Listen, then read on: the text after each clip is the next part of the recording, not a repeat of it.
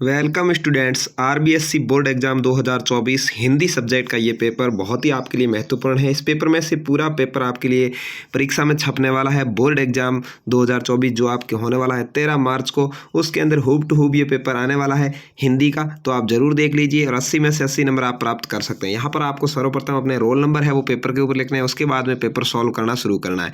मैं आपको इस वीडियो के अंदर पूरा पेपर सॉल्यूशन करवाऊंगा, तो आप इसको अच्छे से देख लीजिए और अपने दोस्तों तक जरूर शेयर करने के साथ साथ चैनल को अभी तक सब्सक्राइब नहीं किया है तो कर लीजिएगा। जो अपनी माँ से प्यार करता है वो चैनल को जरूर सब्सक्राइब करेगा। चलिए यहाँ पर शुरू करते हैं। सबसे पहला खंड अ आता है। 12 क्वेश्चन आपके आते हैं ऑब्जेक्टिव टाइप के। तो इसका आपको इस तरह से एक जो फर्स्ट में ही है कॉपी जो उत्तर पुस्तिका होती है उसके अंदर आपको बनानी है छाननी, और उसको बना करके इस तरह से यहाँ पर बना करके इसके उत्तर देने। इस तरह से आपको इसको बना लेना है और यहाँ पर 1 नंबर लिख करके इसका जो आंसर हो वैसे शुरू करना है। तो चलिए इसको मैं आपको हल करवा देता हूँ। सबसे पहला है टिकाऊ शब्द में कौन सा प्रत्यय है। तो टिकाऊ के अंदर आऊ प्रत्यय होता है भाई। टिक प्लस आऊ, ठीक है, टिक प्लस आऊ होगा तो आऊ प्रत्यय हो जाएगा। द आपका यहाँ पर राइट आंसर है, आपको द भरना है। दूसरे के अंदर जगत धन ईस की सही संधि है तो जगदीश होता है। यहाँ पर ये ब वाला जगदीश सही है तो ब आपका यहाँ पर राइट आंसर भर देना है आपको। और तीसरा है गोपियाँ किससे अटूट प्रेम करती है तो भगवान श्री कृष्ण से करती है। अ आपका यहाँ पर राइट आंसर हो जाएगा। चौथा है परशुराम विश्व में प्रसिद्ध थे। परशुराम किस लिए प्रसिद्ध थे भाई तो अत्यंत क्रोधी के रूप में प्रसिद्ध थे, यानी वो बहुत क्रोधी स्वभाव के थे और किसी को भी सजा दे देते थे। ब आपका राइट आंसर हो जाएगा। कवि जयशंकर प्रसाद कैसा सौपन देखकर जाग गए थे तो कवि जयशंकर प्रसाद ने प्रेम सौपन देखा था और ब आपका यहाँ पर राइट आंसर हो जाएगा। अगला है उत्साह कविता में बादल किसका प्रतीक है तो उत्साह कविता के अंदर बादल है वो क्रांति का प्रतीक है, यानी यहाँ पर बादल से क्रांति आती है। ब आपका राइट आंसर है। बच्चों द्वारा मूर्ति पर कैसा चश्मा लगाया गया था तो बच्चों द्वारा मूर्ति पर सरकंडे का चश्मा लगाया गया था। अ यहाँ पर 7वें क्वेश्चन का आपका राइट आंसर हो जाएगा। उसके बाद 8वां क्वेश्चन आपके आता है। आषाढ़ मास के महीने में बाल गोविंद भगत क्या कार्य करते थे तो बाल गोविंद भगत थे वो प्रभाती गाते थे, यानी सुबह सुबह संगीत गाते थे। ब आपका राइट आंसर होगा। लेखक ने नवाब साहब से खीरा न खाने का क्या कारण बताया था। लेखक ने क्या कारण बताया था भाई। लेखक ने कहा था कि मेरा पेट भरा हुआ है, तो उन्होंने कहा था कि मेरा पेट भरा हुआ इसलिए मैं खीरा नहीं खाऊंगा। सर राइट आंसर है। मानव संस्कृति है अविभाज्य संस्कृति, कभी नहीं बंटने वाली संस्कृति है। ब आपका राइट आंसर हो जाएगा। मकई के खेत में किसका झुंड चर रहा था तो मकई के खेत में चिड़ियाओं का झुंड चर रहा था। स यहाँ पर आपका राइट आंसर है। पहाड़ी कुत्तों की मणि ने क्या विशेषता बताई है तो पहाड़ी कुत्ते हैं वो केवल चांदनी रात में ही भौंकते हैं। अ यहाँ पर आपका राइट आंसर होगा 12वें क्वेश्चन का। तो इस तरह से आपको ये ऑब्जेक्टिव टाइप के 12 क्वेश्चन है वो करने हैं। उसके बाद में आपको रिक्त स्थानों की पूर्ति करने वाले 6 क्वेश्चन मिलेंगे, उसको भी आप आराम से हल कर सकते हैं। इसके अंदर एक क्वेश्चन थोड़ा कम है, 5 क्वेश्चन ही आए हैं। जो क्वेश्चन था वो छूट गया है टाइपिंग करने में, तो बिल्कुल भी आप निश्चिंत रहें। 6 क्वेश्चन आपके यहाँ पर आएंगे। पहला है रूपम नाच रही है वाक्य में कैसी क्रिया है तो इसके अंदर अकर्मक क्रिया, यानी इसके अंदर कोई कर्म नहीं हो रहा है, अकर्मक क्रिया होगी। ठीक है, आपको यहाँ पर खाली जगह रिक्त स्थान में अकर्मक भर देना है। वह जीवन में उन्नति नहीं कर सका क्योंकि वो आलसी था। यहाँ क्योंकि में कौन सा अवयव है तो ये संबंध बोधक अवयव है। कैसा है भाई संबंध बोधक, इस तरह से आपको लिखना है संबंध बोधक अवयव। ठीक है, अवयव तो आगे लिखा हुआ है, आपको यहाँ पर रिक्त स्थान में संबंध बोधक भर देना है। ठीक है, और यदि आप ये पूरा उत्तर लिखते हैं कॉपी में उत्तर पुस्तिका में तो इसके नीचे अंडरलाइन जरूर करें और नहीं तो केवल संबंध बोधक ही लिखें। अगला है जो विशेषण वाक्य के उद्देश्य कर्ता आदि से पहले लगाए जाते हैं उन्हें पूर्ववाचक सर्वनाम कहा जाता है। क्या कहते हैं भाई पूर्ववाचक सर्वनाम। ठीक है, पूर्ववाचक सर्वनाम, इस तरह से आपको यहाँ पर लिखना है। जो विशेषण वाक्य के उद्देश्य कर्ता से पहले लगाए जाते हैं उन्हें पूर्ववाचक सर्वनाम कहा जाता है। तो आप पूर्ववाचक सर्वनाम इसका उत्तर लिख सकते हैं।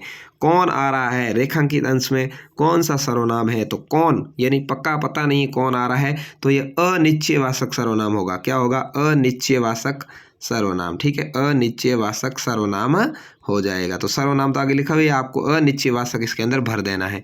अगला है कमजोर शब्द में कौन सा उपसर्ग लगा है तो इसके अंदर कम उपसर्ग लगा है। क्या है कम उपसर्ग लगा है, कम प्लस जोर कमजोर।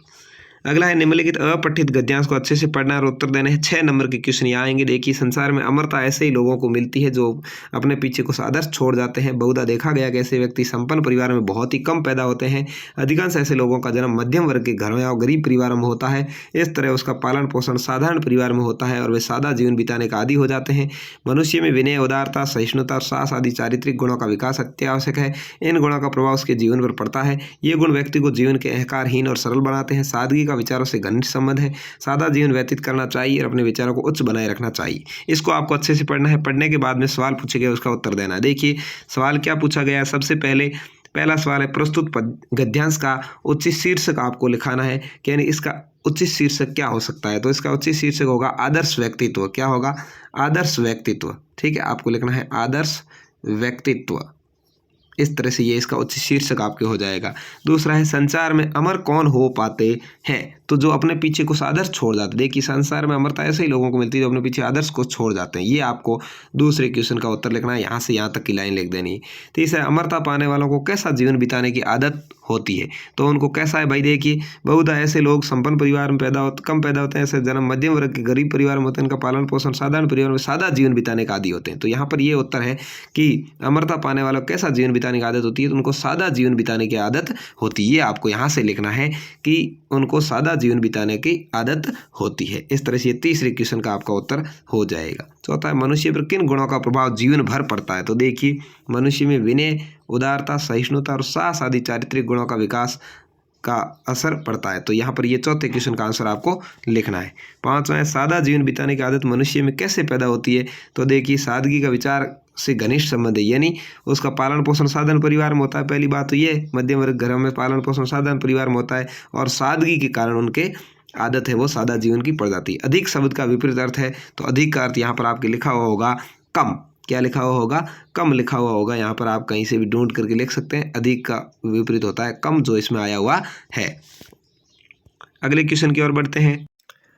अगला आपका क्वेश्चन आता है, निम्नलिखित अपठित पद्यांश को पढ़कर उत्तर देना है। यानी यहाँ पर ये कविता रूप में आता है। इसको अच्छे से आपको पढ़ना है और पढ़ करके इसमें से जो 6 क्वेश्चन पूछे जाते हैं उसके उत्तर देने होते हैं। विचार लो कि मृत्यु हो न मृत्यु से डरो कभी, मरो परंतु यों मरो कि याद जो करे सभी। यानी आप ये विचार कर लो कि आप अमर हो और मृत्यु से कभी डरो मत। मरो परंतु यों मरो कि याद जो करे सभी। और मरो तो ऐसे मरो कि आपको सभी याद रखे। और सभी आपको याद कब रखेंगे? जब आप कोई अच्छा काम करेंगे। हुई न यो सो मृत्यु जो व्यर्था मरे, व्यर्था जिए मरा नहीं वो जो जिया न आपके लिए। यानी जो अपने खुद के लिए नहीं जी करके दूसरों के लिए जीता है वो कभी मरता नहीं है। और यदि आपकी मृत्यु हो तो वो सुमृत्यु होनी चाहिए, यानी अच्छी मृत्यु होनी चाहिए। वृथा नहीं मरना है। वृथा तो जो सड़क पर चलने वाले कुत्ते होते हैं वो टक्कर खा करके मर जाते हैं। आपको मरना है तो भी ऐसा काम करके मरना है कि आपको दुनिया मरा हुआ समझे ही नहीं, अमर समझे। यही पशु प्रवृत्ति है कि आप चरे, वही मनुष्य है जो कि मनुष्य के लिए मरे।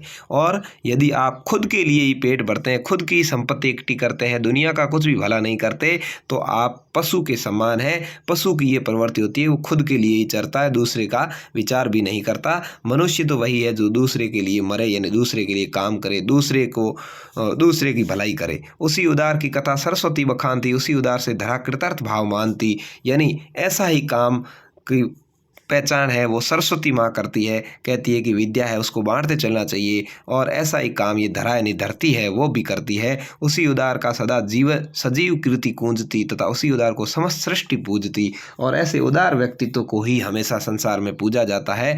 अखंड आत्म भाव जो असीम विश्व में भरे, वही मनुष्य जो कि मनुष्य के लिए मरे। और इस विश्व के अंदर वही मनुष्य पहचाना जाता है जो मनुष्य के लिए कुछ करता है, जो समाज के लिए कुछ करता है। तो प्रस्तुत पद्यांश का उचित शीर्षक आपको लिखना है कि इसका शीर्षक क्या हो सकता है। तो इसका हो सकता है आपका मनुष्य का सार्थक जीवन। क्या हो सकता है भाई? मनुष्य का सार्थक जीवन। ये इस तरह से आप इसका टॉपिक लिख सकते हैं। इसका क्या होता है कि कभी भी एक कोई उचित का मतलब होता है आप कोई भी अच्छा सा एक शीर्षक लिख सकते हैं, कोई फिक्स इसका शीर्षक नहीं होता। कवि ने पाठकों को क्या सोचकर मृत्यु से न डरने की सलाह दी है।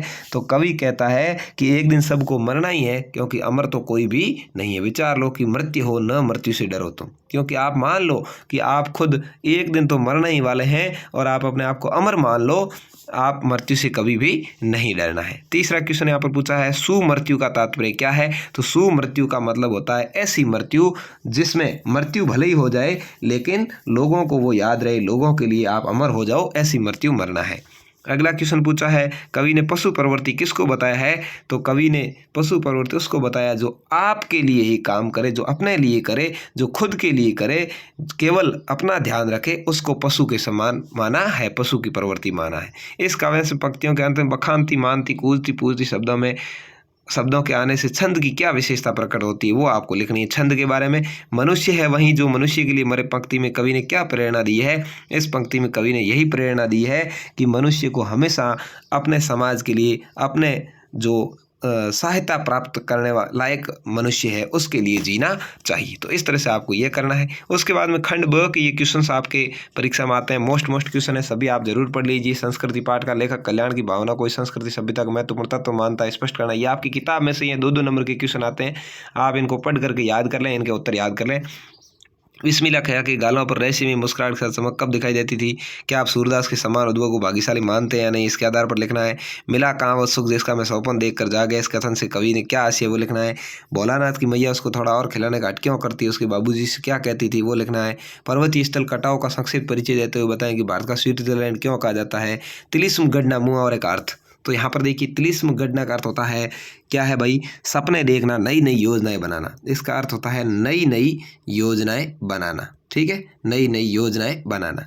और इसका वाक्य में प्रयोग आप ऐसे कर सकते हैं कि पाकिस्तान के नेता है वो खुद को आतंकवाद से बचाने के लिए तिलिस्म गढ़ते हैं, ठीक है। इस तरह से आप कुछ भी नई नई खोज, नई नई प्रयोग के बारे में, नई नई योजनाओं के बारे में आप लिख सकते हैं। उसके बाद में खंड स आपका आता है जिसमें पठित गद्यांश आता है, किताब में से आता है, अथवा में भी आता है। 2 आते हैं, 2 में से कोई एक आपको करना है। इसको आपको अच्छे से पढ़ना है, ये आपकी किताब में से ही है और फिर इन 4 क्वेश्चंस के उत्तर आपको देने हैं। या आप चाहें तो अथवा वाला ये पढ़ करके ये वाला और इस 4 क्वेश्चंस के आंसर दे सकते हैं। दोनों में से कोई एक आपको करना है। प्रस्तुत पठित पद्यांश ये भी आपकी किताब में से आया है, इसको भी आप अच्छे से पढ़ेंगे और इसके आधार पर 4 क्वेश्चन पूछे उसके उत्तर दे सकते हैं। अथवा आप चाहें तो ये पढ़ करके 4 क्वेश्चन का आंसर दे सकते हैं। इसके मैं अर्थ इसलिए नहीं बताऊँ क्योंकि ये आपकी किताब में से आया है, इसलिए आप इसको खुद हल कर सकते हैं। 14 नंबर क्वेश्चन से शुरू होता है। 3-3 नंबर वाले क्वेश्चन अथवा में सभी आएंगे, आपको दोनों में से कोई एक करना है। 15वां भी अथवा में आया, कोई एक करिए। मैं आपको पेपर दिखा देता हूँ, ज़्यादा आपका समय बर्बाद नहीं करूँगा। आप इन क्वेश्चंस को, मोस्ट क्वेश्चंस है, किताब में से पढ़ लें। ये आपके सारे किताब में हल किए हुए आए हैं। 17वां क्वेश्चन भी अथवा में है। 18वां यहाँ पर 4 आए हैं, आपको एक किसी पर निबंध लिखना है। 300 शब्दों का मतलब है कम से कम 2 से 3 पेज आपको भरने हैं। 6 नंबर का क्वेश्चन आएगा। समाचार पत्रों का महत्व पर लिख सकते हैं, जनतंत्र और मीडिया पर लिख सकते हैं, राजस्थान के प्रमुख मेलों के बारे में लिख सकते हैं, स्वास्थ्य तंत्र स्वस्थ मन पर लिख सकते हैं। 19वां क्वेश्चन 4 नंबर का आपके आता है। एक तो प्रधानाचार्य को शैक्षिक भ्रमण आयोजन के लिए प्रार्थना पत्र अथवा आपके जन्मदिन के उपलक्ष्य में बधाई पत्र। दोनों में से कोई एक तो प्रार्थना पत्र वाला आपके बेस्ट रहेगा, मेरी राय है। बाकी आपको ये बेस्ट लगता है ये भी लिखें। स्वास्थ्य विभाग की ओर से डेंगू रोग के नियंत्रण हेतु चेतावनी संबंधी एक विज्ञापन अथवा आपके शहर में गणतंत्र दिवस पर चित्रकला प्रतियोगिता के लिए एक विज्ञापन पत्र आप लिख सकते हैं। दोनों में से कोई एक आपको करना है। इस तरह से ये आपके हिंदी का बहुत ही बेस्ट मॉडल पेपर है। इसको आप जरूर अच्छे से समझ लें, अपने दोस्तों तक शेयर कर दें और आप भी जो सवाल हल करवाने लायक थे मैंने करवा दिए। बाकी आप अपनी उत्तर पुस्तिका में जरूर पढ़ लें। 13 मार्च को होने वाले पेपर के अंदर हूब टू हूब बहुत सारे क्वेश्चन इसमें से मिलने वाले हैं। तो आप जरूर इसको वीडियो को शेयर करें, चैनल को सब्सक्राइब करके रखें, क्योंकि आने वाली सभी सब्जेक्ट्स के 4-4 मॉडल पेपर है वो मैं आपके लिए लेकर आऊँगा। उसमें से बहुत सारे क्वेश्चंस आपके हूब टू हूब छपेंगे। आप अपना पेपर देने के बाद वापस आएँ तब भी जरूर बताएं कि आपको कितने सवाल इसमें से मिले। धन्यवाद। जय हिंद, वंदे मातरम। अपना प्यार बनाए रखने के लिए।